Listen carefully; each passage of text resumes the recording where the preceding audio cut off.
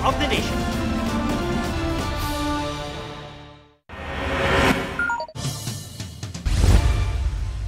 Namuti ang ilang gulay at pananim sa Atok, Benguet matapos mabalot ng frost o andap.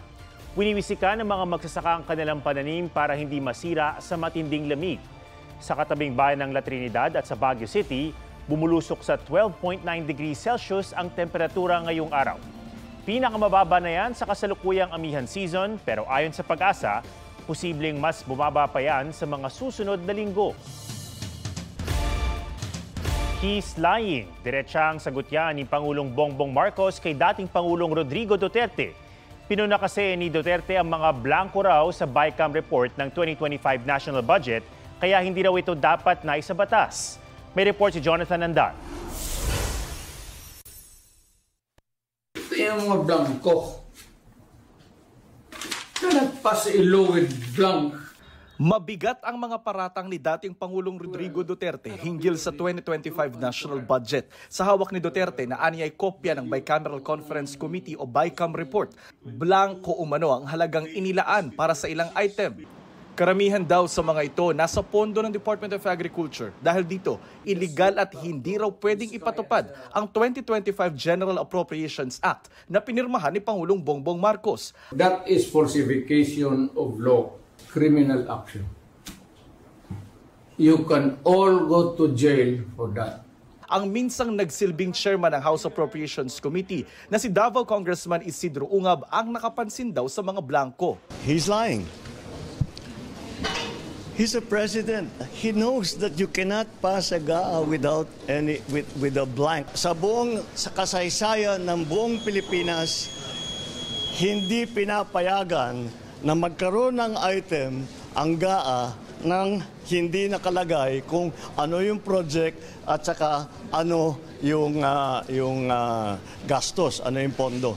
Tinawag naman ni Executive Secretary Lucas Bersamin na fake news ang pahayag ni Duterte at isa rin daw krimen ang magpakalat nito. Daang-daang kawani raw ng gobyerno ang sumuyod sa bawat isa sa mahigit 4,000 pahina ng budget bago isinabatas. Ang BICAM report ay resulta ng pagtutugma ng magkaibang bersyon ng General Appropriations Bill o GAB na ipinasa ng Senado at Kamara. Matapos sumalang sa BICAM at maratipikahan ng Kamara at Senado, saka isusumiti ang pinag-isang bersyon ng GAB sa Pangulo para pag-aralan. Oras na pirmahan ng Pangulo ang GAB para maisabatas, tinatawag na itong General Appropriations Act o GAA. Sa pagsusuri ng GMA Integrated News Research, sa prinisentang dokumento ni Duterte, blanco ang halaga na ipapalit sa mahigit 74.57 billion pesos ng NIA o National Irrigation Administration. Sa ilalim ng Agriculture and Fisheries Modernization Program o AFMP ng Department of Agriculture.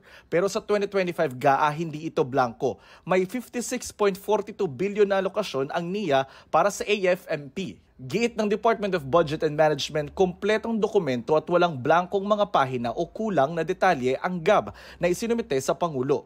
Bilang depensa naman kay Duterte, sinabi ng dati niyang presidential spokesperson na si Attorney Salvador Panelo na nagpahayag lang ng legal na opinyon ng dating Pangulo at kung may basihan, dapat may managot. Tanong ni Ungab, paano nakumpleto ang GAA kung may blanko sa BICAM report? Bakit pinirmahan ng mga mambabatas ang tinawag niyang depektibong BICAM report at niratipika ito? At bakit daw pinirmahan ng Pangulo ang isang depektibong batas?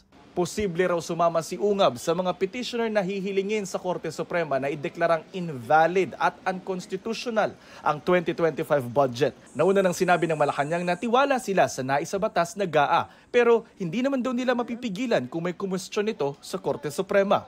Jonathan Andal, nagbabalita para sa GMA Integrated News. Nagsorry ang gwardyang nasa viral video ng pagtaboy sa Sampaguita vendor sa harap ng isang mall sa Mandaluyong. Humarap siya at mga kinatawa ng kinabibilangang security agency sa PNP Supervisory Office for Security and Investigation Agencies o SOSIA na nagsisiyasat sa insidente. Ayon sa guard, napuno siya kaya itinaboy ang babae at pinigtas ang paninda niya. Ayon naman sa security agency, hindi inalis sa trabaho ang guard pero hindi muna siya pinapapasok habang nagsasagawa sila ng sariling investigasyon. Magdaragdag din daw sila ng mga programa at training para sa kanilang mga gwardya. Lumindol ngayong gabi sa ilang bahagi ng Luzon at ramdam yan hanggang sa Metro Manila. 5.5 magnitude ang lakas ng lindol pasado alas 6:30 ng gabi. Ang epicenter ay sa dagat, 23 kilometers hilagang-silangan ng Lubang Occidental, Mindoro. Intensity 4 ang tindi ng nararamdamang pagyanig doon.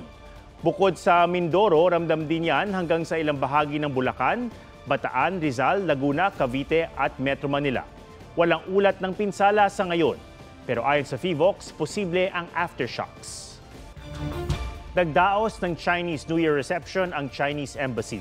Bukod sa pagsalubong sa Chinese New Year, tinaon din ito sa paggunita sa ika-5 dekada ng bilateral relations ng Pilipinas at China.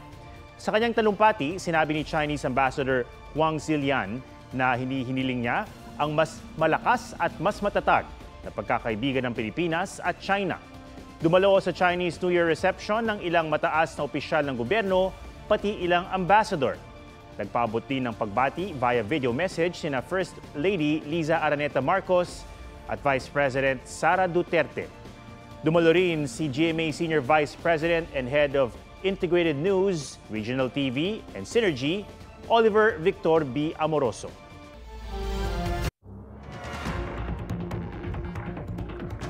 Tanghali sa Amerika o hating gabi ngayon dito sa Pilipinas, opisyal ng manunumpa muli bilang US President si Donald Trump.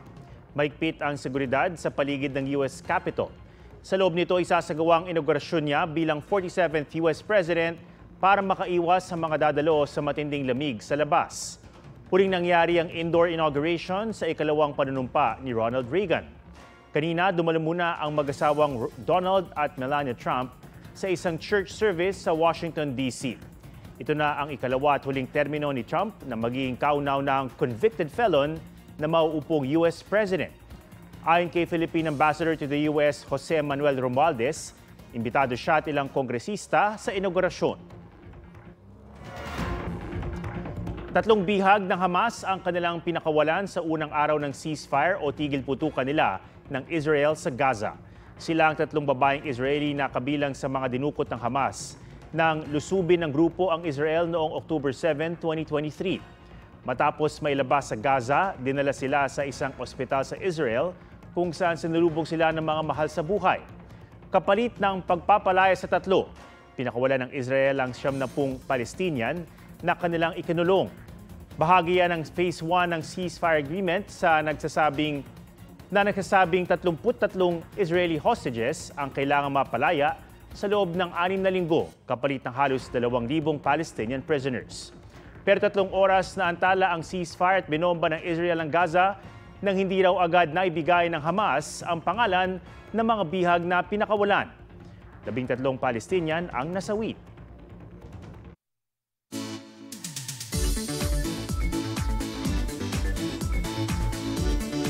Hindi summit ang goal ng isang hiker, kundi ang base camp ng pinakamataas na bundok sa buong mundo na Mount Everest. Pero hindi biro ang taas niyan, nakatumbas ng halos 2 Mount Apo. Tayo dyan kasama si Marie Zumali. Ika nga sa kanta, ain't no mountain high enough. Kahit pa Mount Everest yan. Noong 2006 at 2007, nagawa na ng ilang Pinoy at Pinay na marating ang tuktok ng pinakamataas na bundok sa daigdig. At ang bawat mountaineer na target itong maakyat, kailangan munang marating ang Everest Base Camp o EBC. Nakarating dyan si JM last year. Nung pinush ko po itong Everest Base Camp, ako lang po talaga mag-isa.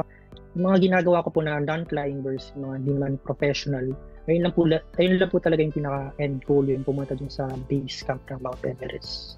Huwag daw maliitin ang taas nitong mahigit 5,300 meters above sea level dahil katumbas na yan ng halos 2 Mount Apo na highest peak sa Pilipinas.